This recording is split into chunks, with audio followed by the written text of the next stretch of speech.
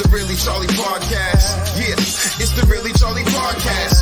Yo, it's the Really Charlie Podcast. Bumping through your broadcast, grab a chair, fill your glass. Yeah, it's the Really Charlie Podcast. Yo, it's the Really Charlie Podcast. Yeah, it's the Really Charlie Podcast. Bumping through your broadcast, grab a chair, fill your glass.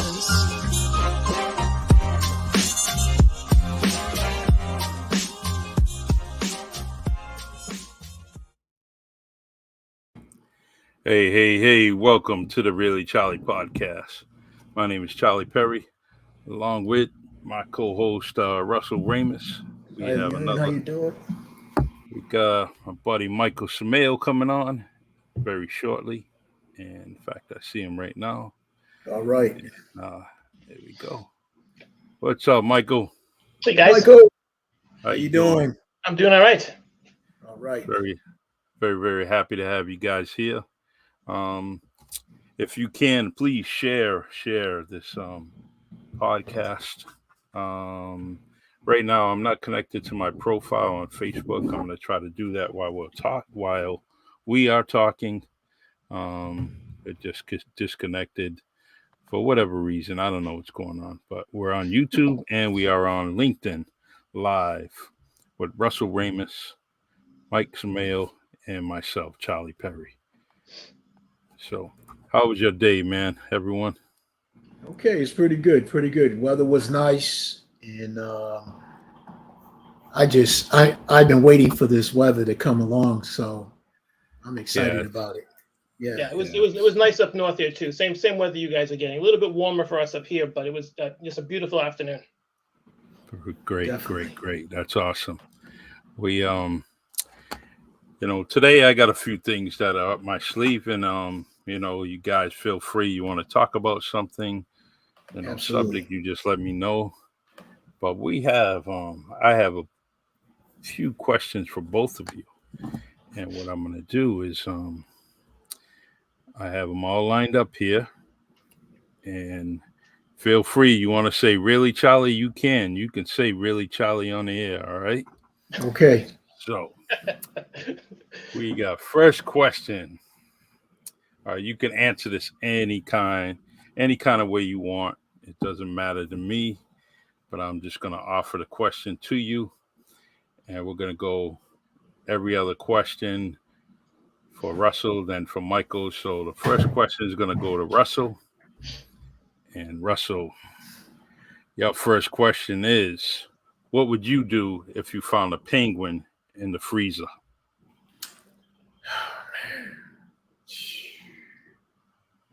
I found a penguin in the freezer.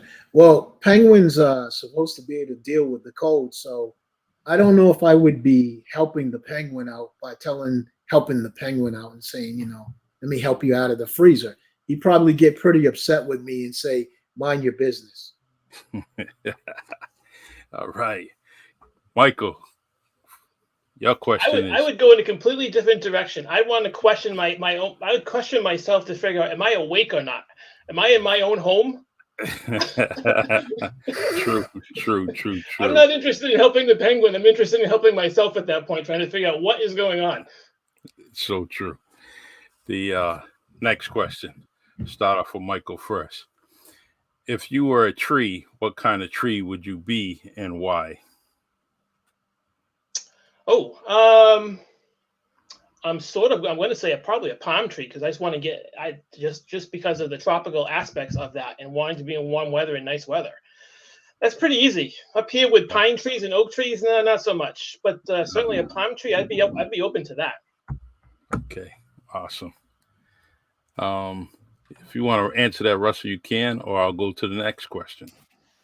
If I was a tree? Yeah. Let me see. If I was a tree, I think I'd want to be a pine tree, because I would go into the business of selling my pine cones and turning them into SOS pads by breaking the little ends off, and then you'd be able to scrub it. I think I could make a lot of money going into the business of selling SOS pine pads. Okay. And no connection to the penguin question earlier with the pine cones or anything like that. No. No. There's no relation. Michael. You do have a wall behind you, Michael. There, Darnell Center says he would want to be an oak tree. All right. oak tree. Yeah. All right. Let's Let's see. We got would you rather fight a 1-horse sized duck or 100 duck sized horses? Duck-sized horses. Can you repeat the question again? Would you rather fight a 1-horse sized duck? Meaning a duck the size of a horse. Yep, size of a horse. Or would you want to fight off 100 duck sized horses? Oh wow. There's a lot of quack going on there, man. I don't even know if I can handle it because there's too much quacking going on. Too much quacking. So it's too much quack. I can't even answer that. It's just too much quacking going on in my head about that scene. What about you, Michael? Probably the one duck because I can't imagine the fight going on very long. So it'd probably be like a 1 or 2 punch fight, and it's over one way or the other. I just can't imagine fighting that long with that size duck or that many ducks. So probably just the one. Okay. All right. Where are these questions coming from, man? This is the Really Charlie podcast. They come Google, from really almost. I gotta Google this to find out where Real Charlie podcast questions. Oh, right. Okay. I can see the next one coming up. Let's start off with Michael. How would you sell hot cocoa in Florida? Probably more along the lines of just probably the nutrition value, right? Just sort of the comfort value, the nutrition value, and just make it very simple. Not warm or cold weather aspects of it. And I'm coming down from the business side of things, of course, but just approaching it as if it was highly nutritious and a really comfort drink for you on those kind of chilly nights down in Florida. Okay. What about you, Russell? My experience of selling things, man, I got to say it again, started with the boys club. And in order for us to go to camp, we had to sell so many chocolate bars. And you sell so many chocolate bars, you go to camp for free. So we would go to someone's house and we would say, we're selling a chocolate. And if a person would say, I just can't buy it right now, my cousin and I had a setup where we would step down from the porch and then start arguing with each other about how lousy the summer's going to be not going to camp. So we do this big drama about how lousy it's going to be not going to camp if we don't sell this chocolate bar. And the patrons would always call us back and say, don't fight, boys, don't fight. Come on up again. So I think if I was to sell hot chocolate like that, I'd have to sell it that way. I'd have to say, if you don't buy my hot chocolate, I won't be able to buy my Ferrari. Okay. Interesting. Michael? Let's see, Mike. This is pretty cool. I like this question for Michael. How many basketballs would fit in this room? His eyes lit up. Look at him. I used to know that. Is it 3.5? I don't know. It just no answer here. So your answer is good as mine. It says how many, and I don't have an answer. It says how many basketballs would fit in this room. Well, we'll say your room. So I guess there's no. How many basketballs? No exact answer unless we did it. No, but there used to be an answer though. As how many balls can fit in a basket. Okay. Wow. But this one says room. Oh, room. Oh, I thought you said basket. No, sorry. How many basketballs would fit in this room? So I'm going to have to pass there because I have no idea. Okay. We'll go to the next one because I don't like that question. Yeah. You're in a new addition to the crayon box. What color would you be and why? You're a new addition to the crayon box. what color would you be and why?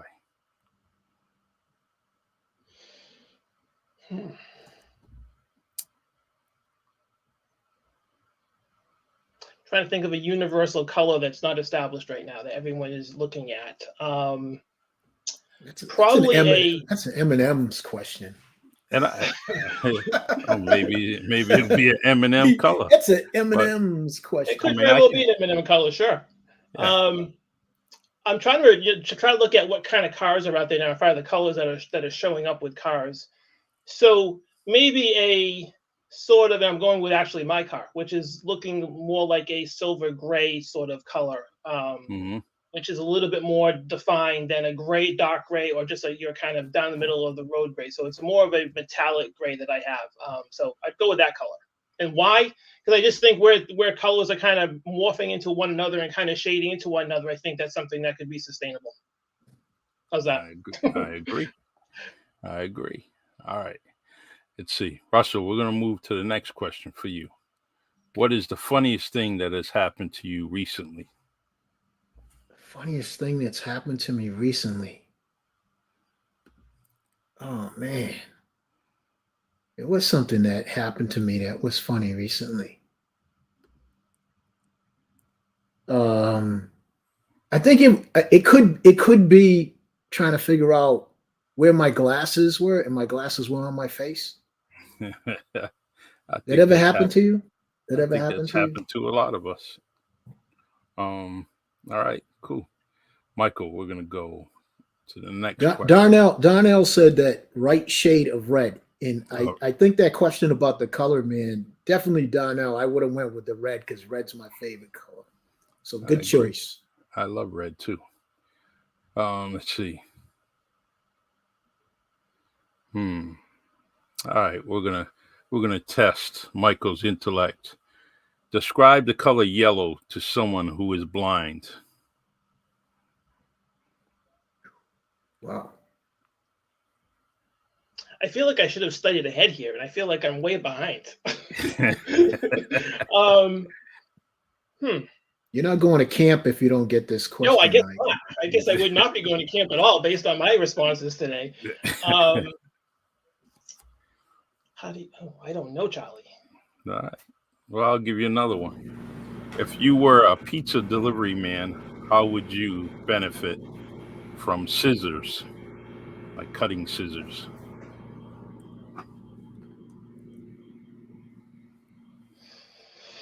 I'm stumped. I don't know. How would I benefit from scissors as a delivery man? Everything. There's no receipts any longer. Everything's electronic. Everything's coming through an app, so you can't use it there. Directions are coming through an app. You know what? Maybe if I'm walking around with my shoes untied, I cut my shoelaces to make sure that I wouldn't fall down while I'm making my delivery. How's that? All right.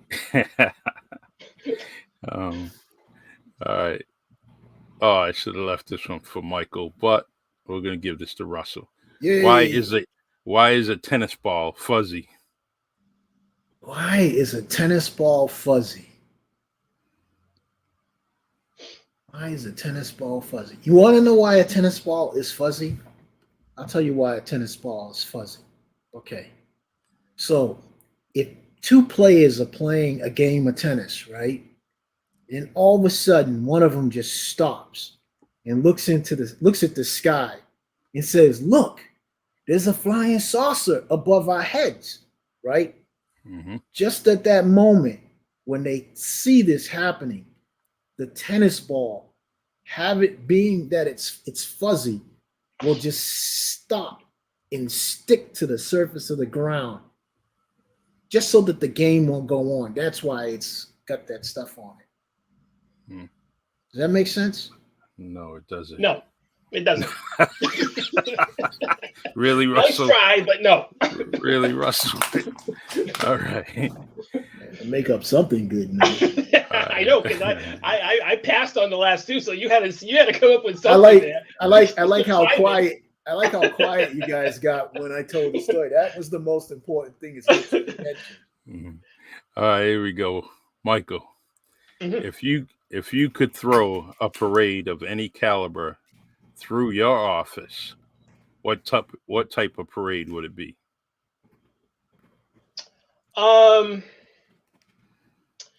Again, not to take us to a serious mode, but I would actually try to promote something that would help those who are disadvantaged. And some of the work that I've been involved in at different periods, and we discussed that with Marvin a little bit. But that's what I'd like to promote and actually try to drive forward and continuing that momentum going with that particular topic. Okay, perfect. Russell. Yeah. What would you do if you were the one survivor in a plane crash? Oh my goodness. If I was the one survivor in a plane crash. Yeah, what would you do? This is a good question, and I'm not going to make this a long story, but how many of you remember there was a story that used to come on the ABC channel, and it was about these college students, and they crashed on this military island, and they were always under the threat of the military using the island. So they had to learn how to survive on this island. And I think it was called Real People or something like that. So I don't know, man. If I had to survive an airplane crash, is it an island? Where am I going to be? Know. Knowing you would be going to South Beach. So. Oh, well, there was a plane that just went down in South Beach too. It's crazy. Yeah, that's right. I did hear that. Yeah, I don't know, man. That's pretty scary. I mean, I've been in a friend of mine's plane, and I've even had the opportunity to take the controls. I love it, man. I wish I could do it all the time. I just think it's a beautiful freedom. I think if I crashed, it would be like try to survive, man, and learn how to build a house, learn how to get water, and I like to watch those videos on survival stuff. It's important. All right, cool. Let's see. Let me read this first.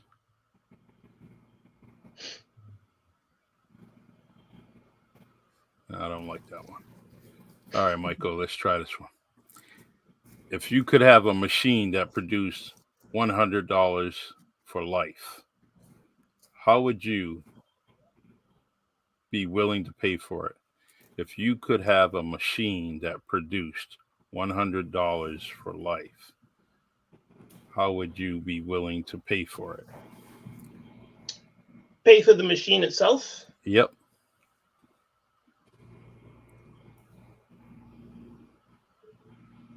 I don't like that one.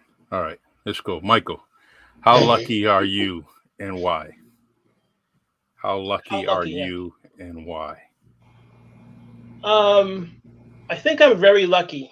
You and I have gone back and forth on a number of different things, right? And so I've had the great opportunity to have really great people around me that have supported me my entire life in different versions, personally, professionally. The people that are close to me, I've been very fortunate to have them around. So that's why I'm lucky. Awesome. Great answer. Pretty much the way I would have answered it. Love it. Russell, if you could only choose one song to play every time you walked into a room for the rest of your life, what would it be? Oh, man. What would it be? I have a favorite song, too. I think it would be... What would it be? I guess it would be Always and Forever. All right. By Heatwave. Good. Very nice. Darnell says, for real, if I am a delivery pizza guy in the wild, and so I happen to have a pair of scissors on me, guess you have to say for protection. Oh, I get it. Okay. Shamir Smith, my cousin, says, I love you, and I love you too, brother. All right. Now, let's answer like a couple of more. It's just icebreaker for this podcast here, and then I'm going to let you guys pretty much open it up to whatever you want to talk about. Let me see. Can I have the question for 50,000, please? Yeah. Are there lifelines for this, Charlie? You didn't tell us there were lifelines. Lifeline. You can call a friend too. All right. Can call a friend? Let's see. I'm calling a friend on the next question. Michael, if you could get rid of any one state which would it be and why? Ooh. You want me to? Now- That gets to be very political. You sure you want me to Yeah. answer that? No, we're not going to answer that because we're going pretty national with the Really Charlie podcast. So we're going to go to the next one. Yeah, I could come up with an answer really quick, but there might be a problem with that answer. Yeah, we're all have it'll be like a political debate on here. We'll be going crazy. Yeah. We get a good evening from Dolly Moore. Good job, man. How you doing? Hope all well with you and your business. Remember, guys, girls, if you need someone to do some of your lawn service, please call Dial A Moore. Absolutely. Let's see, Russell. Yes. No, this is Michael's question. Sorry. A penguin walks through the door right now wearing a sombrero. What does he say and why is he here? A penguin walks through the door right now wearing a sombrero. What does he say and why is he here? What does he say? He probably says "What up" when he walks in. And why is he there? He's probably there just to hang with us because we're pretty much chilling for the afternoon. How's that? That sounds good. That sounds good. Oh man. Ron Henderson Jr. says, "Don't worry, be happy." Don't So worry, you out be of happy. penguin questions now? Is that it for penguin questions? I think that's it. I- Two per episode. Man. Well, my question. I do have a question. My question is, who won the 50,000? Well, listen, I'm not done yet, man. Okay. I thought yeah. Michael. You are way behind with that fuzzy Michael skipped. tennis No, ball but explanation. Michael skipped the state question. So I didn't skip it. I would answer it, but Charlie's podcast is going to go in a completely different direction. And I don't want to do that. So Yeah. yes, I did beg off 2 questions. Yes, but See? I was ready to answer that one. Alex said 50,000. And Roberta from Public Speaking Coach says, for 50,000, Alex. That's nice. Let's see. All right. Who's up? Russell. Yes. All right. Let me see here. All right. The last 2 questions here. This one's for Russell. How would people communicate in a perfect world? How would people communicate in a perfect world? Just give hugs, I guess. All right. That's a good answer. I like that. All right. So that's the only form of communication? I would go with the hugs, man. Okay. Everybody just walk around, give hugs all day long. With this COVID stuff, man, that kind of put the damper on things. But man, we all have been so long without, being here and being there that when you do run into someone and you do have an opportunity to get close and give a hug, it's kind of shocking, man. It's like, wow, we've been away that long. I've experienced that, at different things really. That my wife and I have gone to, that it's been surprising how you kind of gravitate towards it. And I was, nice. In certain situations, I was caught off guard with it, and I hadn't anticipated that. But it's actually pretty cool when you see it happen. Yeah, I love it. Great answer. Love it, man. I agree. And Michael, the last and final question. And both of you. Can I go back to? Can you give me the tennis? Can you give me the tennis ball question? Because I know that answer, but that's okay. All right, we're gonna give you that. Well, I'm gonna let you both answer this one. We'll go on Michael first, then Russell, and then we'll go to the tennis ball question for Michael. I think we should really have a button to press, like real quick, like yeah. I don't know why we don't have that, man. The Charlie podcast, you should have came a little bit more technical with this.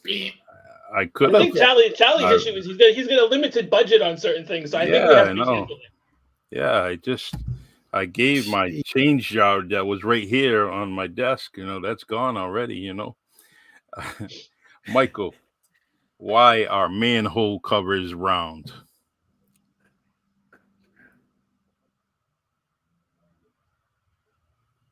I don't know that answer. What about you, Russell? Come on, man. That's real easy. Why a man cover Manhole holes covers round. round. Why are they round? Yep. It's obvious, man.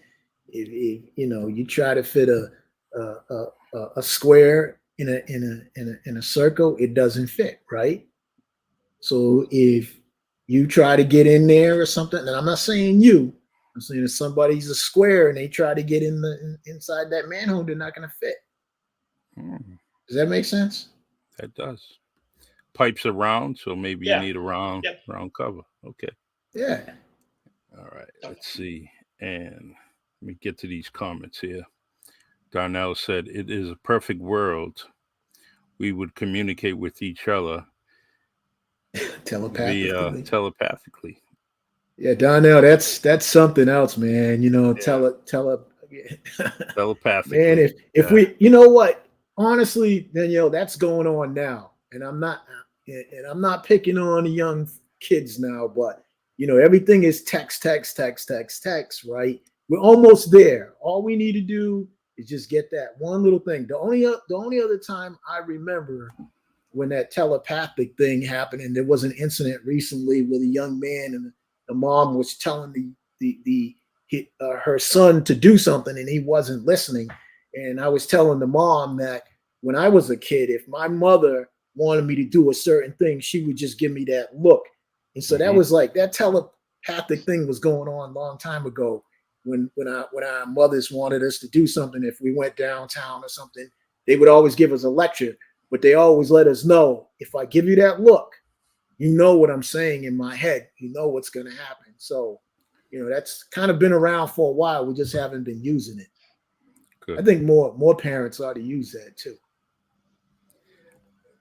Good answer. All right, Michael. Why are tennis balls fuzzy? So, a little bit of quick history. I'm not getting too technical. So, way back when tennis balls were created and developed, they were actually the covering was made of flannel, and that got to be unsustainable as far as being able to continue to manufacture that. So they went to felt, and what it does is it creates so the tennis ball will create drag, so you can control the ball as it goes through the air, goes through the court, hits your racket. Because when the ball hits the racket, it actually grips the racket a little bit. It's very, very slight, but there's a little bit of a push there too. So if you're paying attention to tennis and you watch tennis, sometimes you'll find a guy or a woman who's serving will go look for the rounder ball, who has had more play on it, because they'll get more action on their serve because the felt and the nylon has worn away. And that's why they switch, right? So at game 7, they'll switch balls or give you new balls again, so you have more control on it. You have longer points, more control on the points, more control on the ball. Very nice. Very, very nice. I love it. Everyone, this is the Really Charlie podcast, and these questions were brought to you by livekorea.com, and it's usually questions that are given during the interview process, just to see where how far you would go with certain questions. And so just there's probably tons and tons more. So I know after all those questions, there's going to be many things that change in our lives now, because they get this data. This data here is going to go through a couple of other systems and things, and a lot of paperwork. Michael, you're going to be getting a lot of phone calls coming to your house.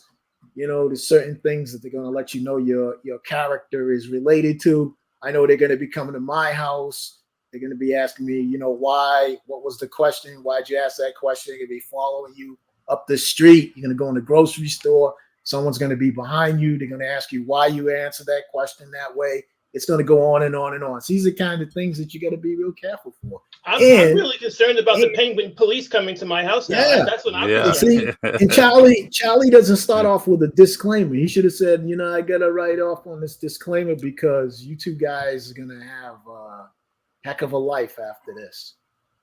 Listen, I'm going to hold on. I got to go pull my shades down, man. We are not responsible. I got to pull the shades down, lock the door. Put your GPS off on your phone and all that stuff. So, well, as always, I appreciate your answers. I love those answers, and I thought this was a cool way to start the podcast. Yeah, it was nice. And and go from there. I like our audience here. Our audience is putting some answers some up. great comments, and I really appreciate everyone here. You got Jack Nagia, Wendy Joe Jackson, Darnell Senna, Shamir Smith, Tawana. Tawana's on there. What are you doing here, Tawana? You're supposed to be writing your next novel. My favorite author. She's doing a great job. Let's see who else here. Let me scroll up here.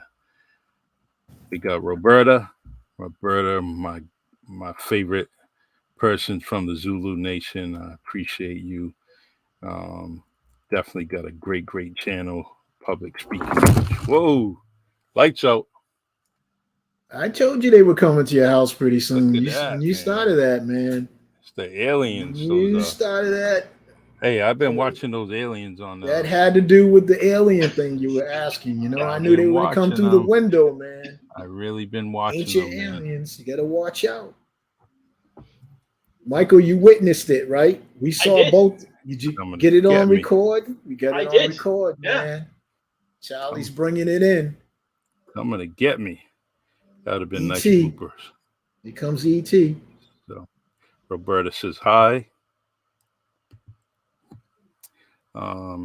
My favorite person too. Yes, she's definitely got to listen to her podcast. She definitely got some great guests on there and nice interviews. All right, let me see. Let's go with what you two want to talk about, and feel free to talk about anything that you wish. No restrictions. And who wants to go first? Michael? I would, let's talk about what's going on because I'm somewhat displaced from what's going on in the New Bedford area. So what's been going on there with, some of schools getting out? What's it look like going forward during the summer as far as some activities go? And are there things opening up as far as what's happening with the virus and things like that, as far as restrictions and what's happening down there? I'm not seeing too many restrictions. I also I noticed that a lot of the different outdoor events. There was a big little controversy about the Whaling City Festival being closed down and a few hours earlier compared to other outdoor events where they are able to maintain their annual hours structures or annual structures, that they have. So little controversy about that. And but there's always, with the Whaling City Festival, in my opinion, there's always someone that kind of throws a wrench in the mechanism all the time when it comes to it. And I think that eventually what's going to happen is they're going to probably have to relocate to somewhere else, do it somewhere else, because every year that something is being, sponsored or allowed, there's always some kind of, twist to it, so you got to jump through hoops, and that's not fair to the board members, the committee members. And I think eventually you're just going to have to move to another area in the city because that particular neighborhood seems like they don't want you around. And every year they're going to try to do something.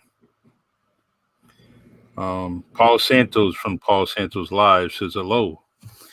And hello. Look at this guy here. Another local dude doing his thing on the podcast with the Santos Sports Live. Paul Santos used to be a DJ with us back in the day at WUSM 91.1.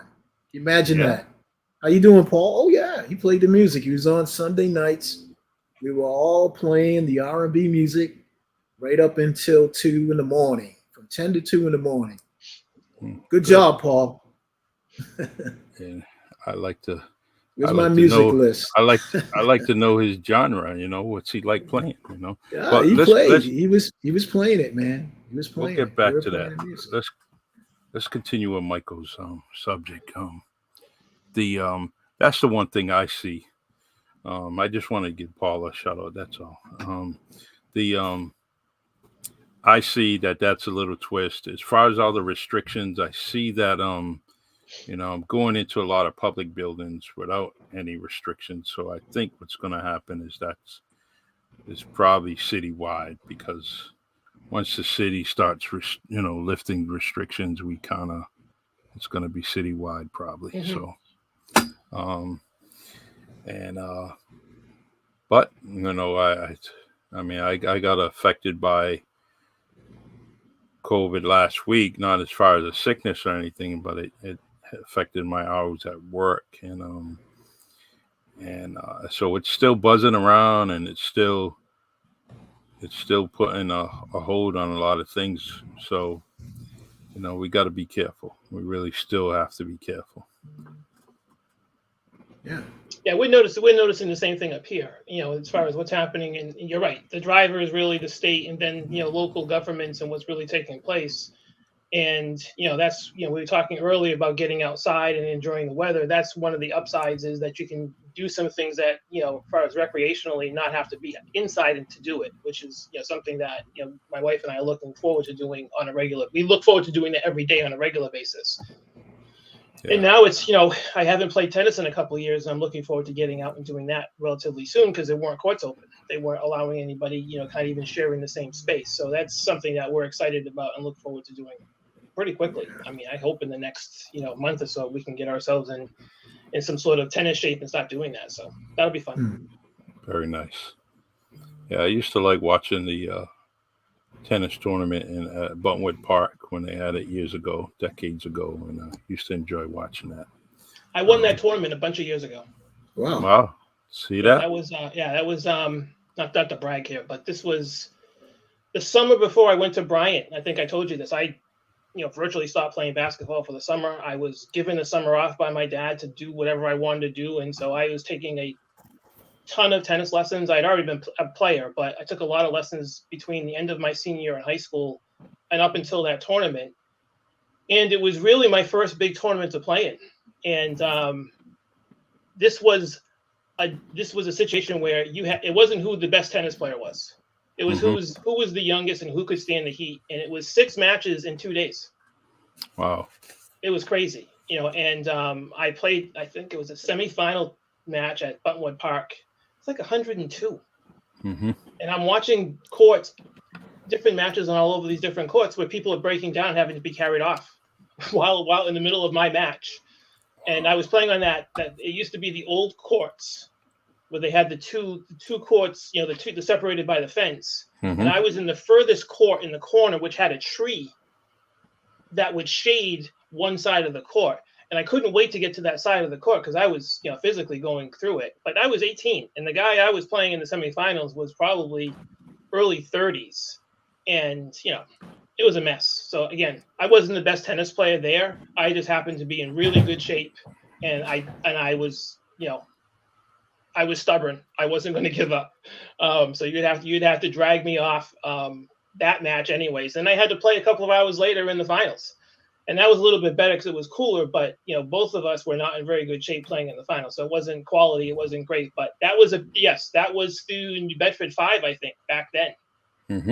And so that was a pretty big tournament in the area. And I knew a bunch of kids playing in that from New Bedford High School and Tabor Academy, and that I had come across the last couple of years of playing. So yeah, that's a flashback for me in seeing that, and it's too bad that it's gone. Yeah, I think. Well, just takes one person, takes a couple of people just to inspire to get it going again. But I used to like walking across Rockdale Avenue and going into the corner and just watch the tennis matches years ago. Russell, what do you have for us? Oh man, you know what I'm looking forward to that I haven't done in a while? And yeah, you were speaking of the COVID. It's been almost about a year and a half, and definitely got slammed by that. I'm finally, after all this time, I'm finally getting my feeling back to my hands, my feet. I can't wait to throw on my rollerblades. I've been, in the past I was rollerblading and call it inline skating. I love it. I get my pads, my elbow pads. I have my knee pads. I have a helmet. I have wrist protectors. I get the whole gear down, and once I get going, it's almost like an Olympic skater. I find a nice open stretch and I just go back and forth, back and forth. And it's the most wonderful feeling in the world. I just can't wait to get back out there and start doing it again. Once I get my cardio going, it's a breeze. You go by the beach, let the wind hit you in the back. Sometimes if you're lucky, the wind will get you right in the back and just push you along, give you a break, and just keep going. I'm not trying to be, I don't try to do anything fancy. I'm not spinning around like in the 80s and doing that disco music with it. I'm looking at it like a speed skater, and I love it. Man. Just can't wait to get out. There's a lot of things on the bucket list. There's even I have a room filled with my scuba gear that I haven't taken my class yet. I still need a regulator. I need to get a tank. I get everything else I have, but I haven't done the class yet, and that's my big bucket list, man. I've tried scuba diving before. I loved it, and I got to do it again. I don't care how old I am. I'm gonna get under that water yet and do this. So would you go down to Florida and join that expedition where they have mermaids swimming? Would you be a mermaid, like I don't know, oh man, Cape Verdean mermaid, or let me share something really cool with you, man. Let me share something really cool. I know a lot of people can relate to this. If you get an Oculus, you guys know the Oculus, right? Mm-hmm. VR, you put that on, man. They have some downloads on YouTube, or it comes with the program where you're under the ocean and you're along with these scuba divers. And the scuba divers are right alongside of you, and you're swimming along with them. And sometimes you'll look at, they got everything. I mean, they got scuba diving, they got space. You can do a spacewalk, the whole bit. And you're dressed, you got all the equipment on, and you're diving with them. So you get the feeling that you're doing it. Because I know I've done it before, so I know what the feeling is. So when you're doing this Oculus thing, man, I wish I had one of those when COVID broke out and we were all stuck in the house. I wouldn't have been at all bothered. I mean, I have all these other little projects that I was doing during COVID, but man, I'll tell you, if you haven't tried that, try it. If you've ever stood on the top of Mount Everest, you can stand on the top of Mount Everest. You can do a skydive. You can do all of these things, man, and it's just a beautiful thing, especially for people who experienced it with shut-ins, or something, or if they were a senior and they wanted to go on a trip, you can go on you can do a Google map and go to your old town or something that you once lived in. It's beautiful. Yeah, I talked this week about them, and one of the things that I would like to see, and hopefully I can find on it, is I've been following a lot of history, and one of the history adventures I want to go on is to see the Nazi tunnels. There was Nazi tunnels under Germany that would free up, just in case they needed it, 1 million people at once, being cars, vehicles, trucks. And apparently you can go in those tunnels and escape Germany if you had to. And so I seen them years ago in different documentaries, but they were only still photos, but I would like to see video footage of it. There was, at one point, there was probably a good 4.5 feet of water in those tunnels over the years, because as they had the tunnels, there were down below and underground, there was also huge structures above them. So as decades passed, they would just slowly, cause seepage and water and but that was something that I would like to experience, along with maybe some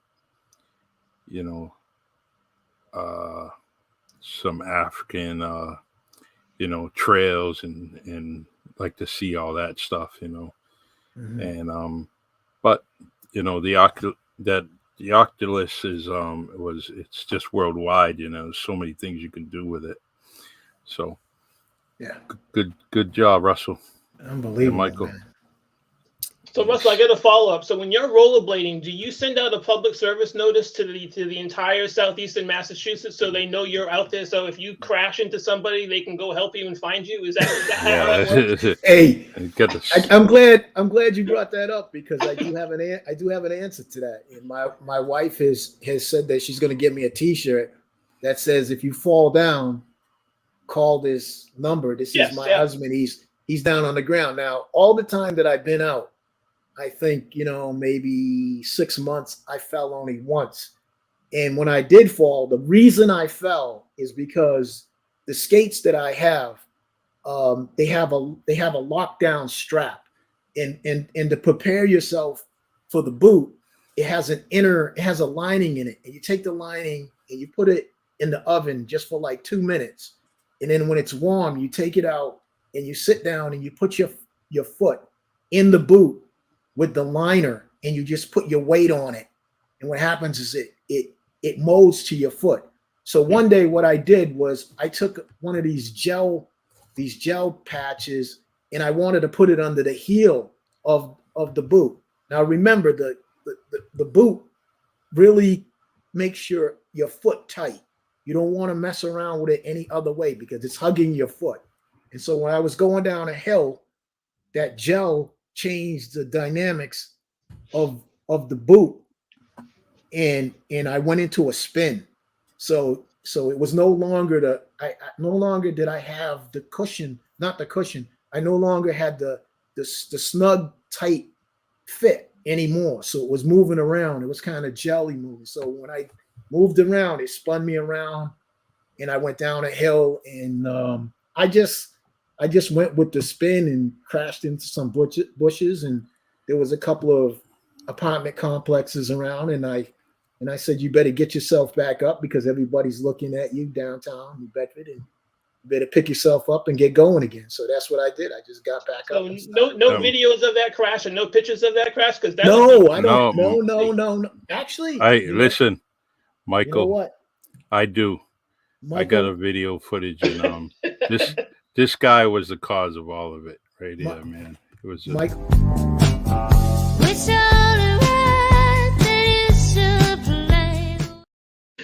All right. You know what? Let me go. I'll go to my YouTube. We're doing all this later. I'm going to get my clip of me rollerblading because I have a clip of me roll. You know what happened when I started getting a little audience as I was going out rollerblading. I would stop and go to different places, and I would talk about, little historical pieces as I was running by Fort Tabor or something. I pull over, explain it, and then go on. So I don't know. I might do that again. Who knows? Mm-hmm. Let's see. There's so many things that you still want to do. I have too many bucket lists of things to want to finish. So we'll see where we go with it. Michael, did you end up meeting up with Demers from the Celtics?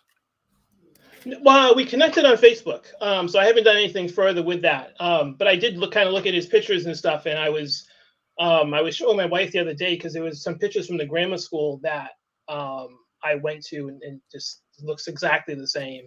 And so Ford Junior High actually has another gym, so that's not the gym that I played in. That's relatively new. The gym that I played in was I don't know if you ever went there, Charlie, but it was really small. Yeah, it was. Yeah, and you felt like it was very much a bandbox when you were in there. And so yeah, when I saw that, when I'd seen pictures prior to that of that facility, I was like, well, that's pretty nice. They did something, they added something to the school, which was very, very cool to do. Because that gym, the old gym, that goes back, I think, to the 50s, early 50s, I think. So that's got a lot of history to it. I don't think it exists anymore. I think they tore it down. I think it's still the same building, they just expanded upon it and built a brand new gym, so which is nice. But I think down the line, I think he and I will connect further. I had a couple ideas on how to actually kind of pull him in, so we'll see. Good.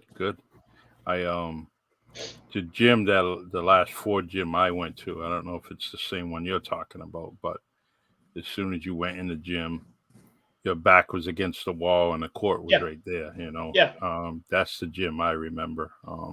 Yeah, that's the gym that, when the stories I've told you about when I was growing up in Acushnet. So the grammar school that's across the soccer field and through that parking lot to your, away from the junior high, my 5th grade class, that was the first class in that building when they built that school, because all the other schools in Acushnet were all over the place. There were about 10 or 15 different grammar schools, one sort of middle school. And when I first started playing basketball, it was in that gym, in that small gym. And I ended up playing in that gym for 3 seasons. And so I have a lot of great memories there, but it was really small. And what was really hard was a lot of schools that we would go play, and we would play, Charlie, I don't know what other schools were doing as far as freshman classes or freshman teams. We were playing 20 games a season, which was pretty heavy for 7th graders and 8th graders and 9th graders, I thought. But when a lot of schools started to build new gyms, it was really difficult on us to go play in a bigger gym because it's a lot more space and it's a lot more ground to cover. Where you could go probably 4 or 5 dribbles and you're over half court. Now you're going to another gym and it's probably 6 to 8 dribbles to get across half court. So what I noticed about Acushnet is the huge civic pride when it comes to youth sports. So playing all those games would definitely make sense because the parents in the community love to support their local youth sports. So I can understand, parents just want a little bit more. So, and back then it was a lot of, it wasn't so much basketball and it wasn't so much football, but it was baseball. So it was Little League and the Pony League team. I think 1980, I think it's 1980. They win the Pony League championship. Mm-hmm. So Gary Cathcart was on that team. A couple other kids I knew on that team. So that's what they were, in Pope Park. That's what it was big. That was big. Baseball was big there. And then you probably basketball next and some football with Pee Wee and midget football. But nice. Yeah, it was for a small town. There was that, sort of that core group that would kind of move things around. And it was just a couple of families that were involved with it. And but it's very nice that they've actually helped that out and actually get a new facility, a bigger facility to take in, all those kids, because that town has grown. I mean, I took a ride when I was in town, Tyler, when you and I were trying to get together. Mm-hmm. I took a ride by my old house, and that area is just expanded. It's just, you can't find your way around. I got lost. The first time I'd gone back, which was a bunch of years ago, I got lost. I couldn't find my old house. And so, but that's what happened. That town, when I had come into that town, it was really small. Everybody spread out. And then all of a sudden, development started to happen. And so you had to account for that within the schools, too. Yeah. People don't realize that you were trying to get away from the city, whether it be here, around here, or whether it's up north. People are just trying to get away. And that little town, along with a few others, as far as, you can go to Plymouth, people are migrating and building houses left and right, and it starts way back when, so it does. And I remember when I was in high school, my senior year, I've told the story to my wife before, that I could hear blasting going on because there was this huge rock shelf in through Acushnet that went through our property. And so they're having to, blow the ground up to try to build some foundations for these homes. So I was there when it started, and then I, go to college and and move back to New Bedford. So I missed some of it, but then going back, it's really bizarre when you go back. Very nice. What are you staring up there, Russell? What are you doing, man? I was trying to find my my rollerblading video, but we'll have to do it another time. But what I was thinking of is didn't you wear leg warmers back then? You had like disco leg warmers, and I only go out during the summertime, and like I said, I'm real particular about protecting my knees, my hands. I have wrist protectors. If I feel like I'm going down, you should really wear a wrist protector, because then you can go down, forward onto your hands or your knees. What I see a lot of people doing a mistake is that they don't have these things. Number one, wear a helmet at all times. Wear a helmet, because someone else could either crash into you. You could get hit by a car. I'm big on wearing a helmet, and I'm big on having protection on your hands or something. Because if you fall, it could be the last time you get up, and it's not a joke. It's real serious stuff. If you're gonna have fun doing these things, you gotta do it safe, whatever it is. True. The this was really kind of the podcast I expected with you guys. Us laughing, joking, talking about each other, and it really was something that Well, we haven't talked about each other yet, Charlie. We haven't started that, man. You didn't initiate that. Listen, you guys are both very kind of really, you hurt my feelings. I'm very fond of penguins, and you guys were already on me. I keep, you don't like. I like a guy in a tuxedo. It just so I also like paint, an animal in a tuxedo. So, but anyways. I'm expecting to see the penguin logo on something at some point between both of you. That's kind of what I'm expecting. Yeah, Michael, he's trying to give you ideas for your book. When you come out with your book, you're gonna have penguins just taking shots with a basketball. He's trying to put that subliminally in your mind there. So. Well, I'm gonna, if Michael makes it big, what's gonna happen. Things may happen for me. I could possibly be the next Penguin in the next Batman movie. I could do that. Kind of spice it up a little bit. The only difference. So not for nothing, Charlie, but so you're pushing me towards Penguin Publishing, aren't you? So not to go to be completely literal here. Yeah. You know what? Now that you guys said that, I have something we can share on this show. I want you guys to see something I did almost 8 years ago. Let's take a look at this. Let's see if we can take a look. Charlie, I'm going to put it on. How do I share it with you? You should have a share button on the bottom. So all right, let me see. I can share it. All right, let's pause it for a minute. Let me get it set up. I think you'll get a kick out of this. Let's see. All right, let's see if it runs right. Am I going to be able to share this? No, I don't think I can share this with you because it's your podcast. Let's see. But you should have a share button. Hold it. I got the share button. Yeah. Let me go over and share this. Hold on. I'm going to do share screen. Roberta says that I'll probably be reincarnated as a penguin. All right. You know what? As much as I love sharks, but I don't want to be shark bait. Oh, here's a point where I almost had to watch out for sharks. We'll take a look at this. All right. I'm going to press the button. Ready? Let's see if we're sharing it. Can you see it? All right, I got to go back. Hold on a second. I got to open it up. What you're seeing right now, can you see it now? Yep. Mm-hmm. Yes. All right, what you're seeing is this is a PBS special that I was in. It's called Into the Deep. That's me with a red shirt on the bowsprit. I'm in Lake Erie. And PBS made this Into the Deep movie where I'm portraying a whaler. And that's me tying some rope up. And this is still running. It's running right now it's running in Europe. This has been one of the longest season productions that PBS did. And it's called Into the Deep. We basically went to Connecticut. We trained on the whale boats. And after we trained on the whale boats, by the way, there's a helicopter flying near me that we were told don't look up at the helicopter. So we won't run the Daddy Grace one. I'm going to skip best that. Way to make money online we're going to skip that. I'm going to shut that off. Hey, we got a new hobby, making money. So these right here are. I don't want to run the Daddy Grace one right now. All right. Let me shut that off. Shut that one off. But I wanted to share that since you started talking about sharks. So that's 500 feet of water in Lake Erie, and that was on a replica ship that they fixed to look like a whaling ship, and we went way out in the middle of Lake Erie, and we portrayed whalers on there out of New Bedford. It's supposed to be the Essex. Very nice. Yeah. Very, very nice.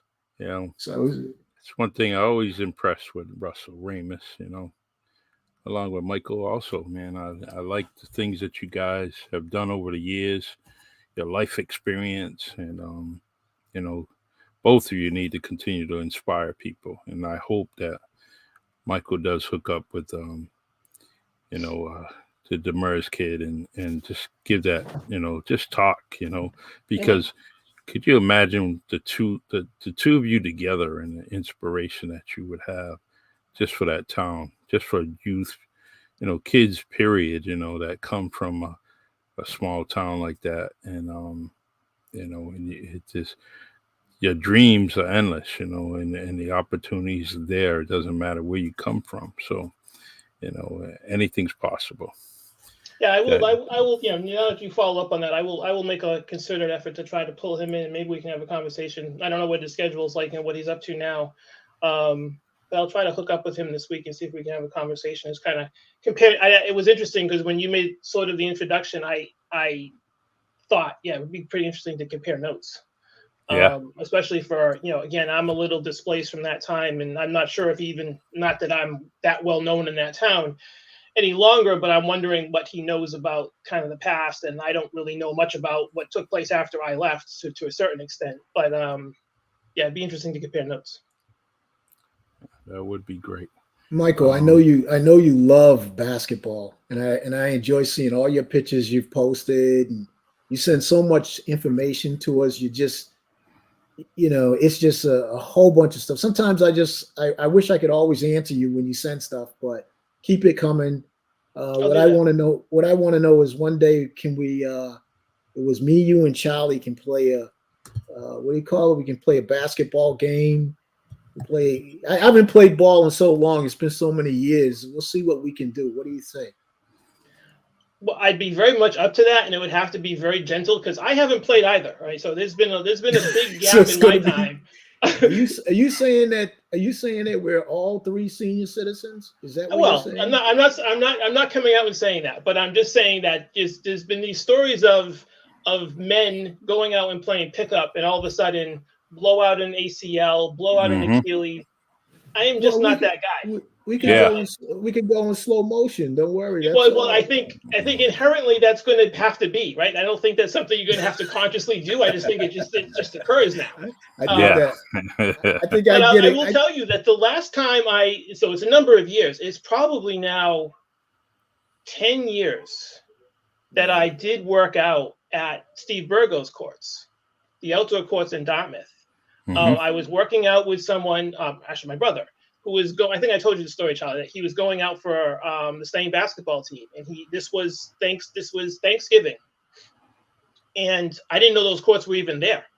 So he takes me there, and I couldn't believe what I was seeing. Plexiglass backboards. I was completely stunned. And we worked out for an hour. We had a court by ourselves, and we're doing half court and full court stuff. And there was a game going on next to us. And right when we were about to leave, some guy came up to both of us and said, "Would you like to play?" And I looked at my brother and I said, "I'm not running. You want to have a run? Go right ahead." But I just knew that, I had a good time with him, and I knew sort of my limitations that day. But that's really the last time I did anything. With a basketball in my hands. Yeah, it's been many, many years since I played basketball. I did play for OLOA. OLOA was on. It was what was that? Help me out, Charlie. There's a center on CYO. Oh, it was a CYO. CYO on County Street is where I used to play for OLOA, and I wasn't the greatest as far as the technical part of basketball, but I could definitely hustle. As a matter of fact, I think that one of the coaches was Johan. Stevie Gomes was the coach for OLOA, and I can't remember the other coach's name, but I thought it was really, really cool. I think what I liked the best was the jersey, the blue jersey with the white lettering, and I tried to do my best play. I didn't exactly have an audience from home. There weren't too many people in my house that really watched basketball. I was the only one that went. I just wanted to be a part of a group, so I went along. It was fun for a while, and I was just thinking about how your stories when you start writing about basketball, it's more than just about bouncing a ball, man. It's about the little things in between. It's the point A to point B. It's the moments when a kid goes to a game. It's the pressure of an audience. I remember I used to go to games, and man, I was like looking at the crowd, and I said, "Oh, goodness, man, I got to get out on this court and run up and down. And I remember getting the ball in my hand once. I stole the ball, and it was my first time I ever got the ball in my hands, and I was booking towards the opposite side of the court with the ball, and I went to put the ball up, and one of the players knocked the ball out of my hand. And it was that feeling, that moment that I was like, I was like, wow. I think if I would have just got that shot off, if that ball would have just went in that basket, I would have had a whole different kind of feeling about playing the game. But it was so disappointing to know that ball just did not go into that basket. I was like, I stole the ball. Now what I needed to do was get it in the basket, man. I would have just loved to hear the crowd just cheer, when the ball went in the basket. That would have been the ultimate feeling, man. But that's how it is with sport. To your point, Russell, the point A to point B is really some of the stuff that I've shared with, I think, a lot with Charlie and some with you, Russell, is that's been the stuff, that's the stuff that has been hard to kind of pull together in my head and how to talk about that, because, the basketball stories are fine, but there is stuff that's behind all of that lends to the story. And that's what I'm writing, right? That's what this turned out to be, which I didn't expect that I would go in that direction. I could get the feeling that's what you're doing with that. And I said, man, that's going to be really cool. You keep going with it. And there's those real fine moments, man, or just, that nervousness or stealing that ball or whatever, man. Those things are good. It's good stuff. There's some great stories. And like I said, I always say, I can't wait until the story's done. And I'm not rushing you because, it's the more coming out of that head of Michael Semiao, the better, so I can't wait. And I think, Charlie, and I kind of put a prediction on myself. I think the first time you and I talked about this, which was a mistake on my part because I just didn't know what I didn't know. It probably looks more like, early next year that I get it out, and part of it, just not to get long on this, but it's just keeping it organized, right? Trying to figure out, the calculation of words, the calculation of pages, the calculation of the size of it, and then going to the next phase of it, of the editor side of it, and making sure that's right. So I've been painstakingly going through things, but the fun part of it is retelling these stories in my head, retelling them to my wife, who, as I've told you before, has been through most of it, and then going back to my dad with some of this, and me expressing what I can. And I know a lot of what I've passed out is really out of context because nobody knows the full scope of it. And so, but I've been happy to kind of share and express what I've been going through and what I've been able to get down and document. That's been fun. Good. Aside from talking to the old guys that played, that's been fun too, right? Going into the research of New Bedford for a little bit and understanding what took place. A lot I didn't know. And I don't have a lot in there, but I have enough that kind of gives a flavor to the area. And you guys know more about that than I do, but that's been fun. Just kind of going at it from the historical perspective on my part has been interesting, going back and looking at all that stuff. In fact, great job, Michael. Russell, I did speak to Stevie Gomes this week, maybe 4 days ago, I think it was. Michelle and I happened to be going up the street, and he was outside talking to one of the counselors out there. Excellent. And I had to stop. I just had to ask him that question. So, and he said, "Yeah, he'd like to do it." So verbally, he's still speaking well enough to have a good conversation on a podcast. But it will probably be a shorter podcast than we probably want to, so, but, can I jump in real quick on something on that, Charlie? Sure.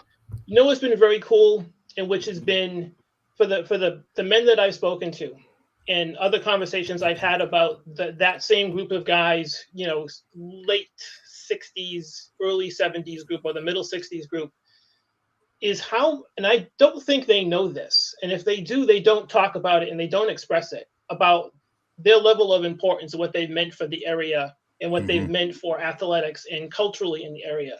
That I think they know that, but they don't really want to talk about it.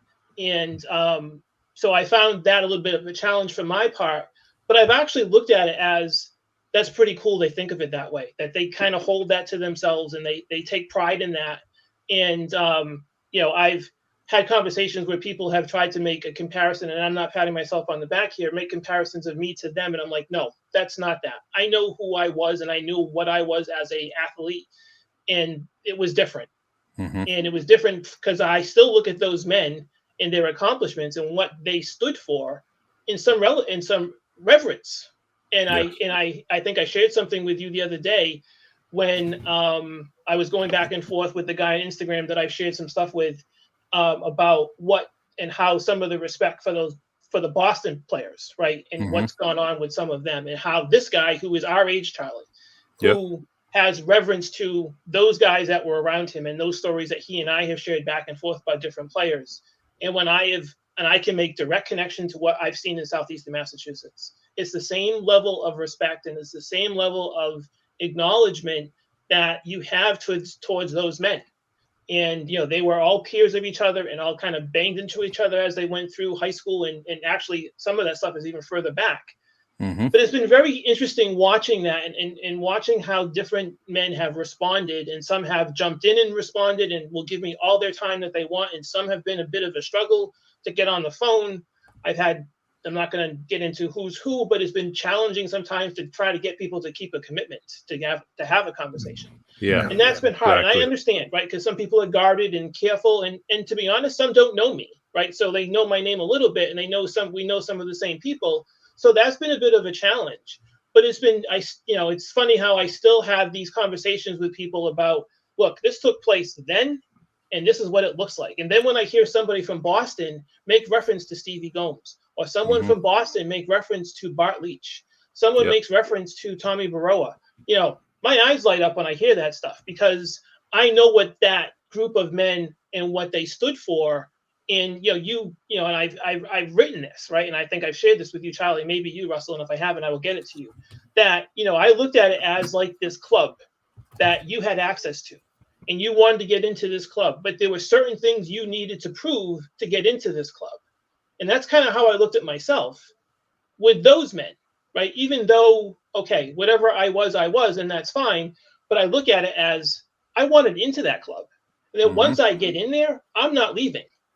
And I wrote that, and I shared that with my dad, and he came back to me the next day, and that's not my dad. He would not respond that quickly to something that I'd given him. And he said to me, he goes, Michael, that's pretty good. And I again, not patting myself and bragging here, I told my father, I said, no, that's not pretty good. That's really good. Yeah. Because I had been struggling to communicate that, because I felt it.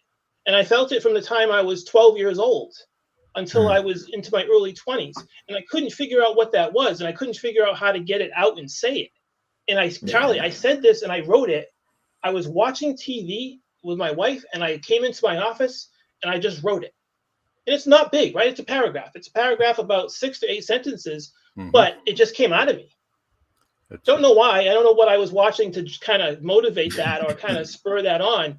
But that's how I look at it, as what I'm trying to communicate, that, I was lucky to be part of this, right? And I tried to take advantage of what I could take advantage of through access to different people, different groups, and just trying to move all that forward.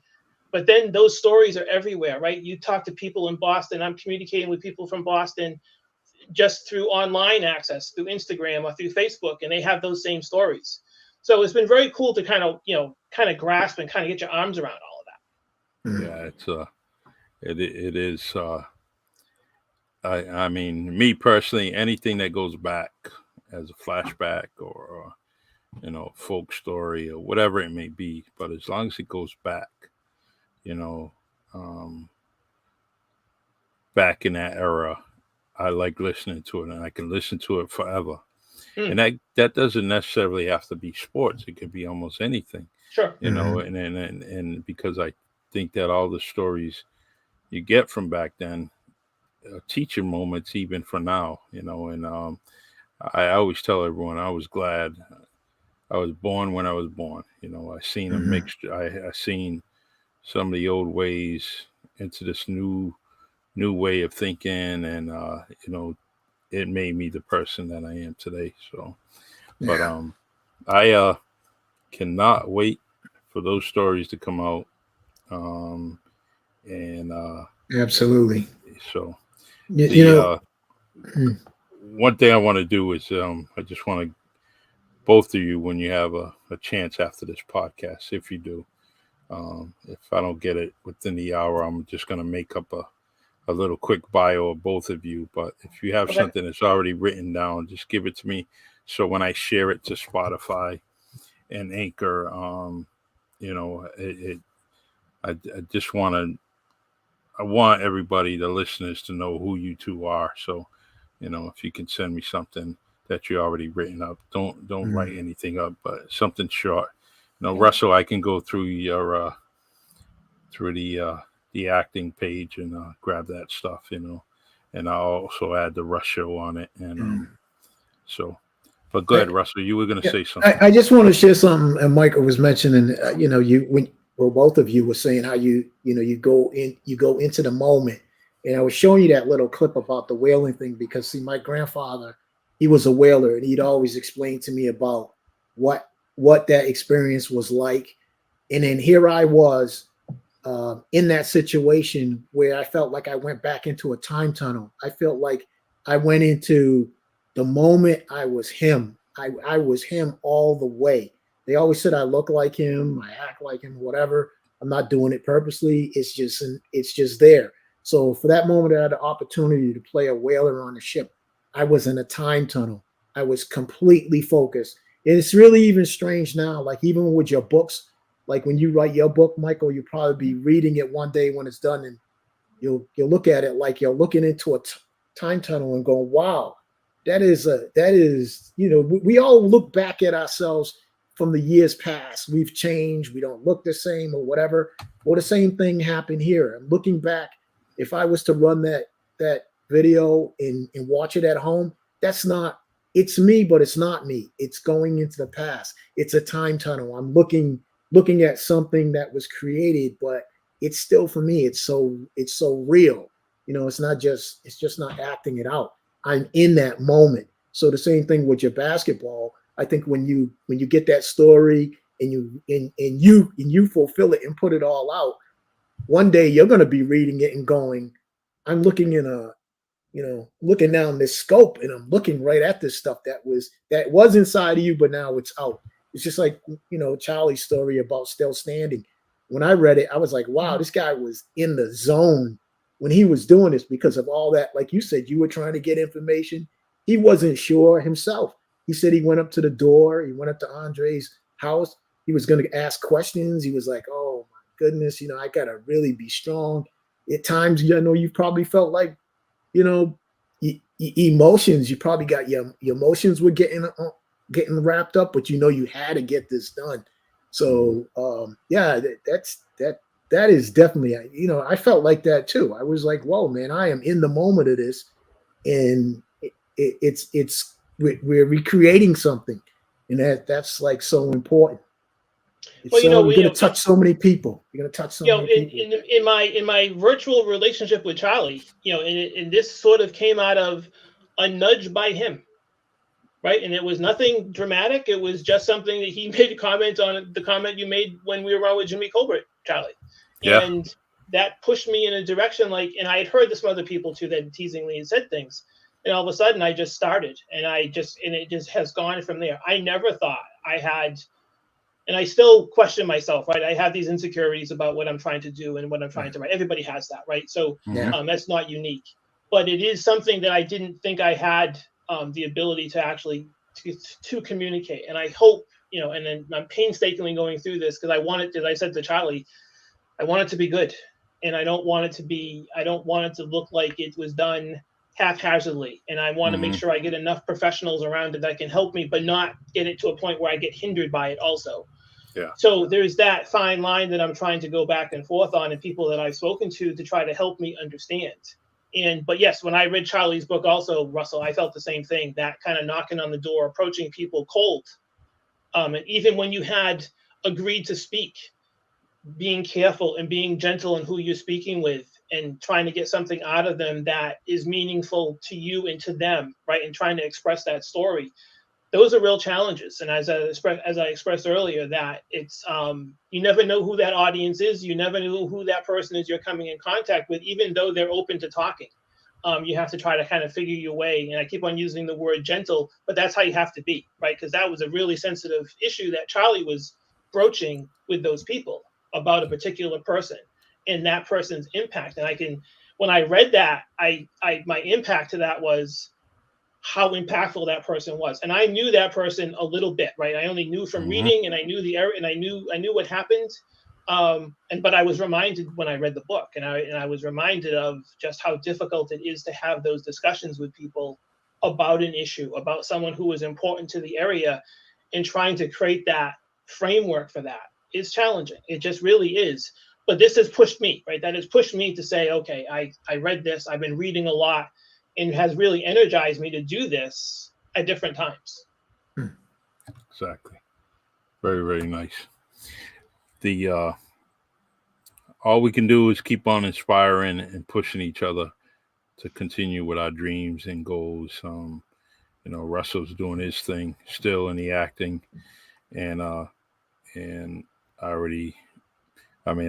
look at Russell and I there's no reason why he shouldn't be on the TV more often, on the movie screen, for some, just his commitment and dedication to acting and his role playing is second to none. And I just hope that when he's finally done with anything that he's doing right now, I can't wait for the next chapter in his life to excel even more than what he's already has.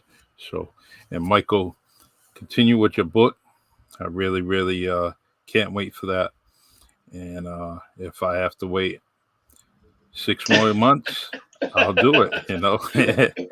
It's definitely going to be something that I'm anticipating, and whether I'm anticipating it as a freshman in high school, or I'm anticipating it as a junior in high school. I can't wait until that graduation. Well, there is, so not to go long on this again, but there is this side of me. I'm like, okay, I have this written. Can somebody take it and do something with it right now so I can get it away from me? So I do have that urge sometimes, and I think it comes out of me all of a sudden. Late night, you guys will be waking up the next morning, something's sitting in your inbox from me, and that's because something's happened where I've been able to kind of pull something together, and I'm trying to express it, right? So that's been pretty fun to go through that. And I drive my wife crazy with that because, I know she's half asleep when I'm trying to do some of this stuff. But yeah, I know. I'm right there with you, Charlie, because I'd like it to be done tomorrow, but I know that's not the case. And again, I'm just trying to be careful with this and trying to make sure I do it right. Good. Well, I want to thank both of you for dedicating your precious time. You both work hard throughout the week. And so, when you come on, the spirit of the moment, where we're just, hey, you want to come on a podcast, and it's always yes, and I appreciate that. And this is a good listen for the Really Charlie podcast. So I can't wait to listen to it tomorrow while I'm working, driving, to the state of Rhode Island, and I'll get to listen to you guys all over again. So, all right. All right, guys. It's Thank about you. A minute. Thank you. Yeah, Thank you, Michael. Yep. We had an extended time, but we can do this anytime. It doesn't have to be Russell contacting me contacting Russell. It could be Michael contacting both of us and saying, "Hey, let's do something." And feel free. We could, let you be the host, Michael, and you bring out all absolutely. The questions, He's been a part of this for so long. I'll have to brush up, Charlie, on the penguin questions. If I'm going to host this, then that's what I'm going to have to do. Oh, I own copyright. I own some royalties to that penguin situation. So yeah, you're gonna have to think of something else. I will. I'll do that. Maybe a blue devil. Yeah, exactly. All right, man. I love you guys. What were you gonna say, Russ? No, I just enjoy him, and thanks for coming by the radio station like you always do too. Yeah, definitely. That is so easy because I can get it anywhere, right? So if I'm out, I get it. If I can do it in my car, I get it through my car. If I'm out, running or something, we can, out exercising, I can do it. So That's been easy. That's been a lot of fun to have on. It's just something very interesting to have on in my home. And as I expressed earlier, neighbors, that's fine. They can deal with it however they're going to deal with it. But that's always a lot of fun. It breaks up the night. It breaks up us, kind of going through whatever we're going through for the day. But that's very, very cool. Are you guys planning on doing more? Or are you just locked into that one night? Probably just that one night, unless Brian has another brainstorm and he wants to do something else, But right now it's well, we added the news brief to it, so I'm enjoying that. We're gonna do the news brief. Oh, by the way, Charlie, I gotta let you know about the replacement I have for. You're gonna have a replacement person in for a moment tomorrow. I'm not gonna share with you the secret person who's coming along with me, but you might get an idea who they are tomorrow. I'm bringing them along. Boy, I like to put this right.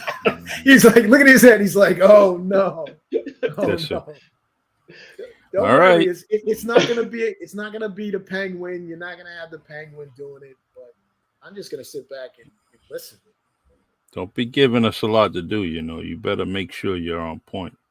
All right, because I know you senior citizens a little lax, forget things, But no, whatever you want, Russell, man. It's our show. Our show. You do what you want, whatever you wish, And all right, guys. Take care. Hey guys. God bless. Good to talk see to you later. Appreciate you guys. All right, see you guys online. Okay. All right. Bye-bye. Take care. Bye, audience.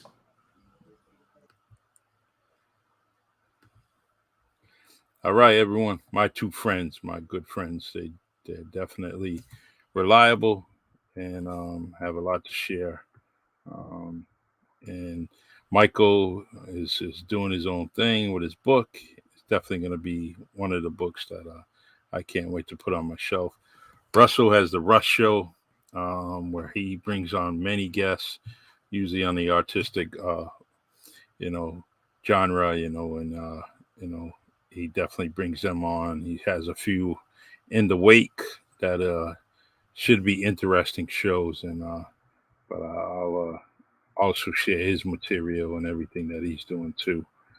So feel free to continue to join me on a weekly basis here on Wednesday on the Really Charlie podcast. I'm here on Facebook, Anchor, Spotify, LinkedIn, YouTube, and and if you want a guest to appear on the show, just send me an email or drop me a message. The email is reallycharliepodcast@gmail.com, and we'll go from there. All right. Thank you. As always, I appreciate you and all that you guys have done for me with the comments. It really makes me happy when I see people paying attention to the Really Charlie podcast. All right. Good night, everyone. And here's my intro song from Lionel Peter Walker. Take care, and I'll see you guys next Wednesday.